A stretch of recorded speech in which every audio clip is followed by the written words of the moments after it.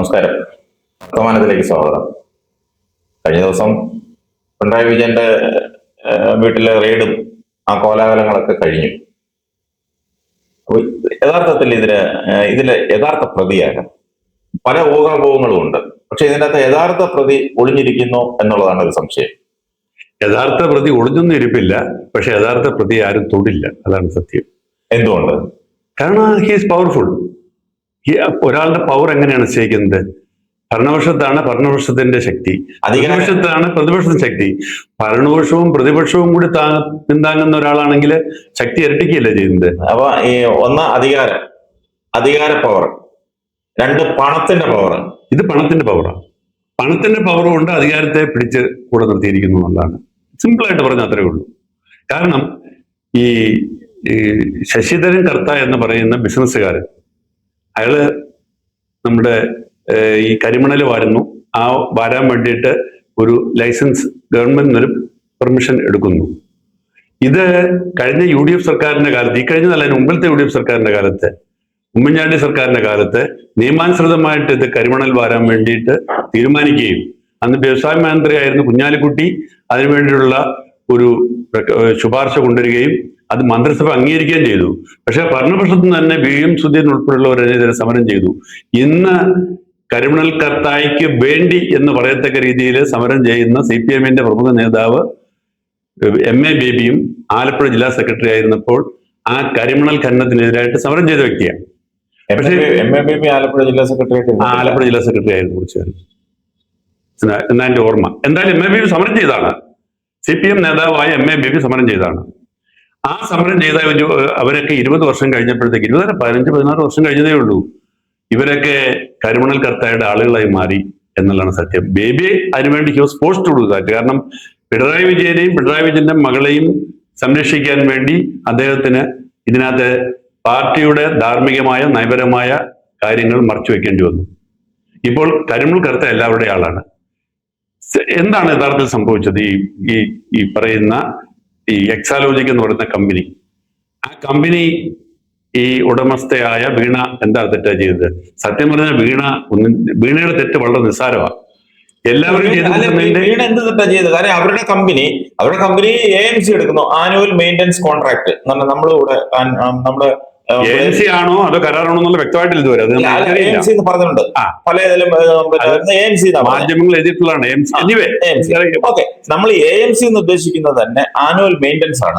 അപ്പൊ അവരുടെ കമ്പ്യൂട്ടറിനോ അവരുടെ സോഫ്റ്റ്വെയറിനോ ഒക്കെ എന്തെങ്കിലും മെയിൻ്റനൻസ് വരുവാണെങ്കിൽ അത് ചെയ്തു കൊടുക്കുക. അതിനൊരു കരാർ, അത് നമ്മൾ ചെയ്താലും ചെയ്തില്ലെങ്കിലും കൃത്യമായി എല്ലാ വർഷവും നമ്മൾ കൊടുക്കണം. ആ കരാറിൽ ഒപ്പിട്ടിട്ടുണ്ടെങ്കിൽ നമ്മളിവിടെ ചെയ്ത് നമ്മുടെ കമ്പ്യൂട്ടറിലൊക്കെ ആനുവൽ മെയിൻ്റനൻസ് സർവീസ് AMC കൊടുത്തിട്ടുണ്ട്, കമ്പനിക്ക് കൊടുത്തിട്ടുണ്ട്. അവർ നമുക്ക് എന്തെങ്കിലും ബുദ്ധിമുട്ട് വരുവാണെങ്കിൽ അവരെ വിളിച്ച് പറയുകയാണെങ്കിൽ അവർ വന്ന് അത് ശരിയാക്കി തരും പോകും. അതിന് അങ്ങനെ പൈസ ചെയ്തില്ലെങ്കിലും കരാറുണ്ടാക്കി ആ പൈസ കൊടുത്തു. ഇവിടെ പണി ചെയ്തില്ല എന്ന് പരാതിപ്പെടുന്നത് ഈ കമ്പനിയല്ല. കമ്പനിക്ക് ഒരു പരാതി ഉണ്ടെങ്കിൽ മനസ്സിലാക്കാം. ഞാൻ ഒരാളെ എംപ്ലോയ് ചെയ്തു, ആ ആള് ഇത്ര കോടി രൂപ എനിക്ക് 2 വർഷത്തേക്ക് കരാറിനായിട്ട് ഇത്ര കോടി രൂപ ഞാൻ കൊടുത്തു. പക്ഷെ അയാൾ പണിയൊന്നും ചെയ്തില്ല. ഒന്നാമത് പണി ചെയ്തില്ലെങ്കിൽ അത് ഒരു ദിവസം കൊണ്ടല്ലല്ലോ അറിയുന്നത്. ഇത് തുടക്കം തൊട്ട് അറിയണ്ടേ. ഇവർക്ക് പണി ചെയ്തില്ല എന്നുള്ളത് അവർ അറിഞ്ഞിട്ടില്ല. തമാശയാണ് ഞാൻ പറഞ്ഞത്. പണി ചെയ്തില്ല എന്നുള്ളവർ അറിഞ്ഞിട്ട് 2 വർഷം കഴിഞ്ഞിട്ട് അവരല്ല പറയുന്നത്, പുറത്തുനിന്നൊരു ഏജൻസി ആണ് കണ്ടുപിടിക്കുന്ന പണി ചെയ്തിട്ടില്ല എന്ന്. അപ്പൊ ചുരുക്കി പറഞ്ഞാല് വീണ ജോർജ് എന്ന് പറയുന്ന വീണ വിജയൻ കൂടുതൽ പോപ്പുലർ ശരി വീണ എന്ന് മാത്രം പറയാം. വീണ എന്ന് പറയുന്ന വ്യക്തി ഇതിനകത്ത് ഒരു തെറ്റും ചെയ്തിട്ടില്ല എന്റെ അഭിപ്രായത്തിൽ. ഇതിപ്പോ ആടിനെ പട്ടിയാക്കുന്ന പരിപാടിയാണല്ലോ. അല്ല, പക്ഷെ അതുകൊണ്ട് തീരുന്നില്ല. ഞാനത് പറയുന്നതുകൊണ്ട് വീണ തെറ്റില്ല എന്ന് പറയുന്നതുകൊണ്ട് അതിനകത്ത് തെറ്റില്ല എന്നുള്ളതല്ല. വീണ തെറ്റില്ല എന്ന് പറയാൻ കാര്യം, വീണ ചെയ്ത സംഗതി എന്തോ, ആദ്യം 25 ലക്ഷം രൂപ വെച്ച് 50 ലക്ഷം രൂപ 2 തവണയായിട്ട് കരിമണൽ കർത്തായുടെ പവർ ഇന്ത്യ എന്ന് പറയുന്ന കമ്പനിയിൽ നിന്ന് വായ്പ എടുക്കുന്നു, അവരുടെ എക്സാലോജിക്ക കമ്പനിക്ക് വേണ്ടിയിട്ട്. ഈ പണം തിരിച്ചു കൊടുക്കുന്നില്ല. ഇത് തിരിച്ചു കൊടുക്കാതിരുന്നപ്പോഴത്തേക്ക് കർത്തായിക്ക് 36% ഓഹരിയുള്ള ഈ പറയുന്ന CMRL കമ്പനിയിലെ വീണ ജോർജിന് കോൺട്രാക്ട് കൊടുക്കുന്നു. നോക്കണം. അപ്പൊ വീണ ജോർജിന്റെ കോൺട്രാക്ട് ദിവസം 3 ലക്ഷം രൂപ വെച്ച് വീണ ജോർജിന് മാസ ശമ്പളം, എക്സാലോജിക്കായിക്ക് 5-6 ലക്ഷം രൂപ ശമ്പളം. അങ്ങനെ മാസം തോറുമായിട്ട് 2 വർഷത്തെ ചെല്ലുവാനം കൊണ്ട് ഏകദേശം 2,78 ലക്ഷം രൂപ നൽകുന്നു. അപ്പോഴും ഞാൻ പറയുന്നു വീണ ജോർജ് ഒരു തെറ്റും ചെയ്തിട്ടില്ല. കാരണം വീണ ജോർജ് ഒരു കരാറുണ്ടാക്കി ആ കരാർ അനുസരിച്ച് അവർ ജോലി ചെയ്താലും ഇല്ലെങ്കിൽ അവർ കാശ് മേടിച്ചിരിക്കുന്നു. അവർ പരാതിപ്പെടേണ്ടത് CMR അല്ല. CMR അല്ലെന്ന് പരാതിയില്ല. വിഷയം അതല്ല. പിണറായി വിജയന്റെ മകളാണ് വീണ ജോർജ് എന്നുള്ളതാണ്. വീണ്ടും പിണറായി വിജയന്റെ മകളാണ് വീണ എന്നുള്ളതാണ്. ഇതിനകത്ത് മറ്റൊരു കാര്യമുണ്ട്. ഈ എക്സാലോജി കമ്പനി ചെയ്ത അവർക്ക് കിട്ടിയ പണത്തിന് കൃത്യമായി അതിന് രേഖയുണ്ട്. അതിന് അവർ ഇൻകം ടാക്സ് അടച്ചിട്ടുണ്ട്. രേഖയൊന്നുമില്ല. ഇൻകം ടാക്സ് അടച്ചിട്ടുണ്ട്. ഇൻകം ടാക്സ് രേഖയില്ല. ഒരു ടാക്സ് അടച്ചു. അവര് ടാക്സ് അടച്ചുകൊണ്ട് അവരുടെ ജോലി തീർന്നു. അവർക്ക് അതിനകത്ത് കൃത്രിമം ഉണ്ടോന്ന് ചോദിച്ചാൽ നമുക്ക് അവര് ജോലി ചെയ്തോ ജോലി ചെയ്താൽ കാശ് മേടിച്ചെന്നുള്ളൂ. അത് കമ്പനി അവർ നമ്മളുടെ ഇഷ്യൂ ആണ്. ഇത് പുറത്തുനിന്നുള്ള ആളുകൾ എന്തിനാ അതിനകത്ത് ഇത് പറയുന്നത്? പക്ഷെ പ്രസക്തിയുണ്ട് ഇതിനകത്ത്. അന്വേഷണത്തിന് പ്രസക്തിയുണ്ട്. ഇവർക്ക് എങ്ങനെയാണ് 50 ലക്ഷം രൂപ ലോൺ കൊടുക്കാൻ കാര്യം? എന്തടിസ്ഥാനത്തിലാണ് കൊടുത്തത്? ഇപ്പൊ ഞാൻ എന്റെ കമ്പനി ഒരു പ്രൈവറ്റ് കമ്പനിയാണ്. ഇതിപ്പോ പ്രൈവറ്റ് കമ്പനി. ഈ കമ്പനിക്ക് വേറൊരു കമ്പനിയിൽ നിന്ന് ലോൺ എടുക്കാനുള്ള അവകാശം ഇല്ലേ? ഒന്ന് ചോദിച്ചോട്ടെ, പച്ചവെള്ളം എങ്ങനെ ചവച്ചാണ് കുടിക്കുന്നത്? അതായത് ഇത് സാധാരണ ഒരു ബാങ്കിൽ പോയി നമ്മൾ 50 ലക്ഷം രൂപ ലോൺ എടുക്കണമെങ്കിൽ അവരുണ്ടെ തരുമോ? ഇങ്ങോട്ട് ഒരു പ്രൈവറ്റ് പാർട്ടിയോട് പോയി ചോദിച്ചോണ്ട് 50 ലക്ഷം വെറുതെ തരുമോ? ഇപ്പൊ ഞാൻ ചോദിക്കട്ടെ, എനിക്കൊരു 50 ലക്ഷം രൂപ ലോൺ വേണം, എന്നെ ബെന്നി കൊണ്ടുപോയി ആരെങ്കിലും 50 ലക്ഷം രൂപ ലോൺ മേടിച്ചു തരാമോ? ബാങ്കിൽ നിന്ന് ആയിക്കോട്ടെ, പ്രൈവറ്റ് അവരെന്തെല്ലാം കണ്ടീഷൻസ് പറയും. വാർത്തയാകുന്നത് ശരി, വളരെ വിശാല മനസ്കനായ ഒരാള് 50 ലക്ഷം രൂപ എനിക്ക് തരുന്നു. പക്ഷെ ഈ വിശാല മനസ്കനായ വ്യക്തി ഇവിടെ ആരാണ്? അതിന് പ്രസക്തി ഉണ്ട്. കർത്താവ് എന്തുകൊണ്ട് ഈ പണം കൊടുത്തു എന്ന് കർത്തായോട് ബന്ധപ്പെട്ട ഉദ്യോഗസ്ഥർ ചോദിക്കും. എന്തിന്? അല്ല, അത് കമ്പനിയുടെ ലാഭവിഹിതത്തിൽ നിന്നും അവര് അതിപ്പം ബെന്നി സംസാരിക്കുന്നത് വീണയ്ക്ക് വേണ്ടിയാ, അല്ലെങ്കിൽ പിണറായി വിജയന് വേണ്ടിയാ, അല്ലെങ്കിൽ ഒരിക്കലും ചോദ്യത്തിന് പ്രസക്തിയില്ല. കാരണം കർത്ത എന്ന് പറയുന്ന കരിമണല് കേരളത്തിന്റെ കോൺട്രാക്ട് എടുത്ത് അയാൾ ജോലി ചെയ്തു പോയത് കൊണ്ട് അയാൾ ഭീകരനാണെന്ന് പറയാൻ പറ്റുമോ? ഞാൻ നിങ്ങളോട് ഒരു കഥ പറയാം. ഞാൻ ഈ കഴിഞ്ഞ ദിവസം ആ കഥ പറഞ്ഞിരുന്നു. അതായത് ഈ കൊല്ലത്ത് പണ്ട് കടപ്പാക്കടയിൽ ഒരു കള്ളനുണ്ടായിരുന്നു. ഈ കള്ളൻ ഇതെപ്പോഴല്ല, പണ്ട് ആയില്യന്തരങ്ങളുടെ രാജാവിന്റെ കാലത്താ. ഈ കള്ളൻ മോഷണം നടത്തും. എല്ലായിടത്തും പോയി മോഷ്ടിച്ചിട്ട് ഈ പരാതി ഉണ്ടാകാതിരിക്കാൻ വേണ്ടി നാട്ടിലെ പ്രമാണിമാർക്കെല്ലാം കൊണ്ട് കുറേശ്ശെ കാശ് കൊടുക്കും. എല്ലാവരും ഹാപ്പിയാ, ആരും ഇതിനെക്കുറിച്ച് പരാതിയൊന്നും പറയില്ല. പാവങ്ങൾക്ക് അത്യാവശ്യം കാശ് കൊടുക്കും. അങ്ങനെ ഇരിക്കും അവിടുത്തെ പേഷ്കാരുടെ വീട്ടിൽ കൊണ്ടുപോയി ഒരു പുതുക്കെട്ട് കൊടുത്തു, ഇച്ചിരി വലിയ പുതുക്കെട്ട്. പേഷ്കാർ പറയും, ഞാൻ ഈ കാശ് ഇങ്ങനെ മേടിക്കത്തില്ല, ഒരു കാര്യം ചെയ്ത് ഒരു അക്കൗണ്ടൊക്കെ ഉണ്ടാക്കണമല്ലോ, അതുകൊണ്ട് എൻ്റെ മോൻ എന്തെങ്കിലും ഒരു ജോലി കൊടുത്താൽ, കള്ളനോടാ പറയുന്നത്, ജോലി കൊടുത്താൽ ഞാൻ ആ അക്കൗണ്ടിൽ ഈ കാശിങ് മേടിച്ചോളാം എന്ന് തോന്നുന്നു. അപ്പൊ കള്ളൻ ഇപ്പൊ അന്നേരം ജോലി കൊടുക്കാനായിട്ട് ഈ മകന് വലിയ വിദ്യാഭ്യാസമൊന്നുമില്ല. അപ്പൊ കള്ളൻ പറഞ്ഞൊരു കാര്യം ചെയ്ത് എന്റെ വീടിന്റെ പുറകിൽ കടല, ഇവിടെ ഒന്ന് തിര എണ്ണിയാൽ മതി എന്ന്. അപ്പം ശരി, ഈ മോൻ പോയി അവിടെ പോയിരുന്ന് രാവിലെ തൊട്ട് വൈകുന്നേരം വരെ തിരയെണ്ണും. അങ്ങനെ എല്ലാ മാസവും കൃത്യമായിട്ട് പേഷ്കാരുടെ ഓഫീസിലേക്ക് പണവും വന്നുകൊണ്ടിരുന്നു. ഇത് തന്നെ അവിടെ സംഭവിച്ചത്. അപ്പൊ പിന്നെ നിങ്ങൾ ചോദിക്കുന്ന ആ കള്ളനെ കുറിച്ച് എന്തിനാ അന്വേഷിക്കുന്നതെന്ന് ചോദിച്ചു കഴിഞ്ഞാല്, ഇങ്ങനൊരു പരാതി വന്നാൽ രാജാവ് കള്ളനെ കുറിച്ച് അന്വേഷിച്ചാല് നിങ്ങൾ എന്തിനാ കള്ളനെ കുറിച്ച് അന്വേഷിക്കുന്നത്? കള്ളൻ തെറ്റേതെന്ന് ചോദിച്ചു കഴിഞ്ഞാൽ കള്ളൻ എങ്ങനെയാണ് ഈ കാശ് കൊണ്ടുപോയി എല്ലാവർക്കും കൊടുത്തെന്ന് അന്വേഷിക്കണ്ടേ? അതും ഇതുമായിട്ട് എനിക്ക് ഒരു സാമ്യപ്പെടുത്താൻ എനിക്ക് പറ്റുന്നില്ല. കാരണം അതിനെ കുറിച്ച് ഈ നാട്ടിലെ ധാതു സമ്പത്ത് കൊള്ളയടിക്കുന്ന ഒരാൾ ഇവിടെ ഉണ്ട് എന്നും ആളാണ് കാശ് കൊടുത്തതെന്ന് ഞാൻ പറയുന്നത് നിങ്ങൾക്ക് അംഗീകരിക്കാം. ധാതു സമ്പത്ത് കൊള്ളയടിക്കുന്നു ഒറ്റ വാക്കിൽ പറഞ്ഞു പോകുന്നത് ശരിയല്ല. കാരണം അദ്ദേഹം നിയമാനുസൃതമായി ലൈസൻസ് എങ്ങനെ ലൈസൻസ് സർക്കാരിൽ നിന്ന് എടുക്കാമോ ആ രീതിയിൽ ലൈസൻസ് എടുത്ത് അദ്ദേഹം ഒരു ജോലി ചെയ്യുന്നു, അദ്ദേഹം ഒരു കമ്പനി നടത്തുന്നു, അദ്ദേഹം ക്രമക്കേട് കാണിച്ചിരിക്കുന്നു. അദ്ദേഹം കുഴിച്ചെടുത്തല്ലോ, ആരോട് ചോദിക്കാതെ. അല്ലല്ല, അദ്ദേഹം നടത്തിയ ക്രമക്കേടുകളുണ്ട്. അദ്ദേഹം അവിടെ ഈ കരിമണല് എടുക്കുമ്പോഴേ, ഖനനം ചെയ്തെടുക്കുമ്പോഴേ, അല്ലെങ്കിൽ കരിമണൽ വാരുന്ന കൂടെ അവിടെ മണ്ണ് നീക്കാനെന്നും പറഞ്ഞിട്ട് ഏകദേശം 152 കോടി രൂപയാണ് എഴുതിയെടുത്തത്. അല്ല, അത് നോക്കേണ്ടത് ഇവിടുത്തെ അതിന് വേണ്ട ഏജൻസികളുണ്ട്, അന്വേഷണ ഏജൻസികളുണ്ട്, അതിന് ബന്ധപ്പെട്ട ഇപ്പം പിന്നെ അതിന്റെ വിഷയത്തിലേക്ക് വന്നു. നോക്കേണ്ട അന്വേഷണ ഏജൻസികളുണ്ട്. അവരത് ചെയ്യാതിരിക്കാൻ വേണ്ടിയാണ് ഈ പണം പലയിടത്തിലെത്തിയത്. നേരത്തെ ഞാൻ പറഞ്ഞ കള്ളൻ എന്തിനാണ് ഈ പണം പ്രമാണികൾ കൊടുത്തത്?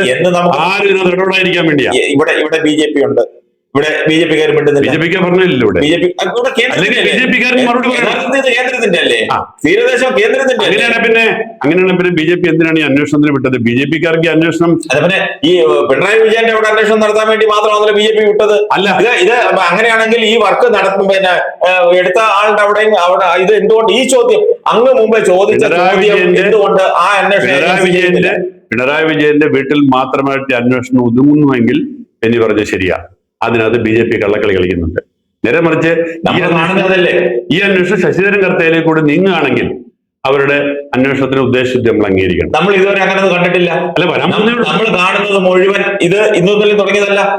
പിന്നെ സഖാവ് പിണറായി വിജയൻ മുഖ്യമന്ത്രി കസേരയിൽ പിന്നെ എന്ന് കയറിയോ അത് അന്ന് മുതൽ ഈ കാര്യങ്ങളൊക്കെ നമ്മൾ കാണുകയും കേൾക്കുകയും ചെയ്യുന്നതാണ്. എക്സാലോജിക്കിൽ പോകുന്നു, വീണ വിജയനെ ചോദ്യം ചെയ്യാൻ പോകുന്നു, അവരുടെ കമ്പനി പോകുന്നു, ഇവരുടെ കമ്പനി ED അവിടെ കയറുന്നു, ഇവിടെ കയറുന്നു, അവരുടെ കേന്ദ്രം ഭരിക്കുന്ന BJP ഉണ്ട്. കമ്മ്യൂണിസ്റ്റ് പാർട്ടി പിന്നെ നേതൃത്വം കൊടുത്ത ഇടതുപക്ഷ സർക്കാരായിരുന്നു കഴിഞ്ഞ 10 വർഷത്തോടെ ഭരിച്ചത്. അവർക്ക് എന്തായാലും ഇതിനെക്കുറിച്ച് അറിവില്ല, അവർ ഇതിനെക്കുറിച്ച് പോയതുമില്ല. ഇപ്പൊ UDF സർക്കാർ വന്നു. അപ്പം ഇത് പിണറായി വിജയനെ കോർണർ ചെയ്ത് അദ്ദേഹത്തിന്റെ മകളെ ഇതില് പോത്തിനെ ചാരി എരുമയെ അടിക്കാന്നും അല്ല എരുമയെ ചാരി പോത്തിനെ അടിക്കാന്നും പറഞ്ഞൊരു ഒരു പഴഞ്ചൊല്ല് ഞങ്ങളുടെ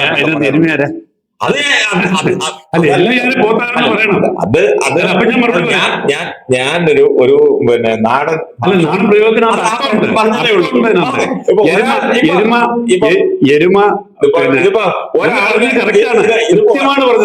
ഇതിപ്പോ ഒരാളിനെ ചാരി മറ്റൊരാളിനെ അടിക്കുന്നു.